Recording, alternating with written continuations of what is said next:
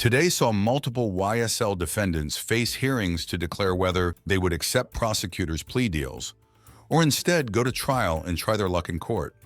The judge informed the defendants that today would be the last day for them to accept a deal, but as the day went on, it would become clear that in some situations, the court would have to extend the time frame. The day saw many defendants reject plea deals, a couple of situations in which the judge expressed frustration, and even a situation in which an attorney did not seem to know who he was representing.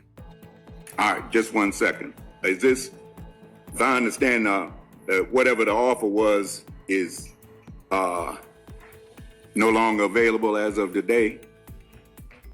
Yes, any offers that were made will be withdrawn after today, if not accepted. Okay, then Mr. Farley is further notice to the trial calendar. State's offer is withdrawn. Okay, and you may be excused, sir, with you and your client. All right, thank you, Judge. Good to see you. All right, good to see you too. Have a great day. Thanks, you too. Next is State versus Garlington. Good morning, Judge. Thomas Mandelli for Mr. Garlington. On this case, Your Honor, the state conveyed an offer in writing, which I've conveyed to my client. I've spoken with the state as well. At this point in time, we are declining their offer. In case we further notice as a result, but per discussions with the state, we would like to be able to keep negotiations open. And today is the last opportunity to make a negotiated plea. Anything after the delay is going to be non-negotiated, regardless of whether the state or the defendant has negotiated something. We put this on the calendar a good while back. This case has been going on since God created Adam. And so if you haven't worked out something yet, too tough. We just moving it to the trial calendar. And that's all I've got to say. So you had plenty of time to talk about what could be done, and that's it. So further notice to the trial calendar, state's offer is withdrawn. Anything after this is non-negotiated. That's fine, Judge. Thank you. You're welcome. Good morning, Your Honor. Good morning. We received an offer from the state. I have reviewed that with Mr. Blaylock. At the moment, he would like to reject that offer, and we'd be asked to please be further noticed for a trial calendar. Good morning, Your Honor. Good morning. Attorney Aisha Braddock for Mr. Bradford. An offer has been conveyed by the state, and Mr. Bradford is rejecting that offer at this time, and we would like to be further noticed to trial. All right. Thank you. Further notice to trial calendar. Mr. Mender. Good morning, Your Honor. Nicole Payne on behalf of Mr. Mender. He has been relayed a message. He is rejecting the plea at this time for the notice to trial calendar. Okay. Ms. Jones, did you get that? No, I'm the court reporter. I was just making sure she got. I know who you are, ma'am. So. Yes, Judge. Good morning again, Judge. Tianre Callen for Mr. Khalif Adams. I have conveyed that offer to Mr. Adams, and we are announcing ready for trial.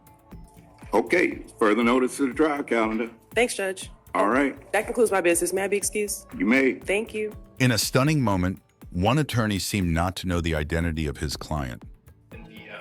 Would you get on the microphone for us, sir? And would you come on, man. You know, I'm trying to do the best we can. Yeah. All right. That's fine. We will see what's what. All right. All right. Yes, sir. Good morning, Judge. As I was saying, my name is Attorney Kareem Cashlin. I'm the newly appointed attorney for Mr. Cobb. This is Mr. Fleetwood. Well, that's half the issue. Ms. Jones, did you get counsel's name? So I can have him spell it for you if you need to. So I see, I apologize. It appears that Mr. Luemba is the attorney on position number 5 and number 8. who would have been Justin Cobb. And so it appears that Ms. Cobb, okay. Sorry. Okay, well, we haven't got to him yet, so. The mix-up prompted the judge to express frustration with Fulton County's legal assistance program. Your attorney that's assigned to you, now whether or not y'all have had any in-depth discussions or all of those kinds of things, I hear what you're saying and you're indicating that you don't even know who they are, and I appreciate what you're saying, all right? He isn't here today, so we will deal with that as appropriate. Let me say this in response to what you just raised, sir, as well as in general. Anyone that's paid any attention to what's been going on in the state of Georgia and Fulton County understands that there's a lack of attorneys available to handle these types of cases. It takes forever for the whatever the name of that organization is that I never can get these initial kinds of things straight, but when a request is made for an attorney to be appointed to represent a defendant, it takes forever for them to get somebody and put them in place, which means that it does take time for the attorney to come up to speed and to actually be able to communicate with their clients in order to properly prepare to handle a particular cases. This case has been going on so long that certain defendants may have had one attorney, then somebody left the PD's office or somebody left the Georgia, whatever they call them, Council of Defense Lawyers or whatever it is. And then somebody else has to be appointed and then come up to speed and all of those kinds of things. Well, that's what we're dealing with. So what we do is the best we can do. So if somebody hadn't had a chance to adequately prepare or they aren't properly representing their client, then we do what we need to do to make sure that that doesn't affect the ultimate result of the case. So he's not here today because he has a legitimate emergency. Now, whether or not he's talked with you, met with you, or prepared with you previously, I can't deal with that, and I have no reason to doubt what you're saying. But as far as what we can do today, his father apparently is in the hospital, and unless we've been told something that's not true, and I don't have any reason to believe it's not true. His father's in the hospital in a very serious situation, and he's there with his attorney there. We'll look further into the idea of whether or not he's adequately been prepared or been with you to do what he needs to do to represent you in this particular case. So that's the best I can tell you right now. Multiple attorneys had either never met their clients or only recently been assigned their cases. This is McMullen. Good morning, Judge. Good morning. Yes, please. Please.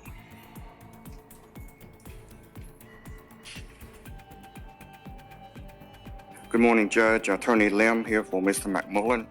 I don't have discovery yet. I am going to get it in different phases, but as soon as I get it, I'll do my best to get this case ready for trial.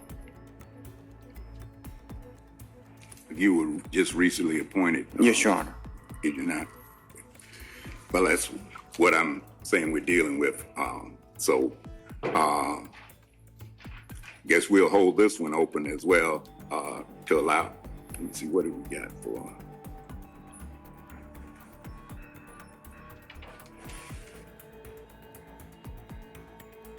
Okay. All right, Mr. Lim.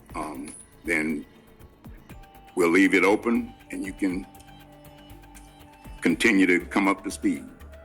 Okay, now we're on Mr. Cobb.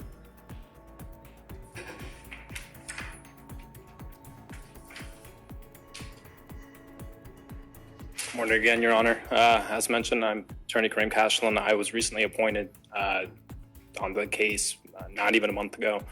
I've yet to receive discovery. Additionally, I have yet to receive a plea offer for my client to even convey to him.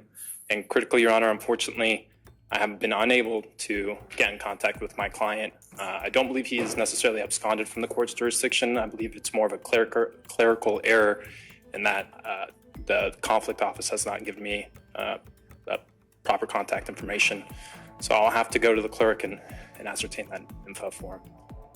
Your Honor, Mr. Cobb has yet to be arrested on the warrant in this case, Your Honor. He has not been arrested, so that's probably why there is no address for him, because he hasn't been arrested. Right.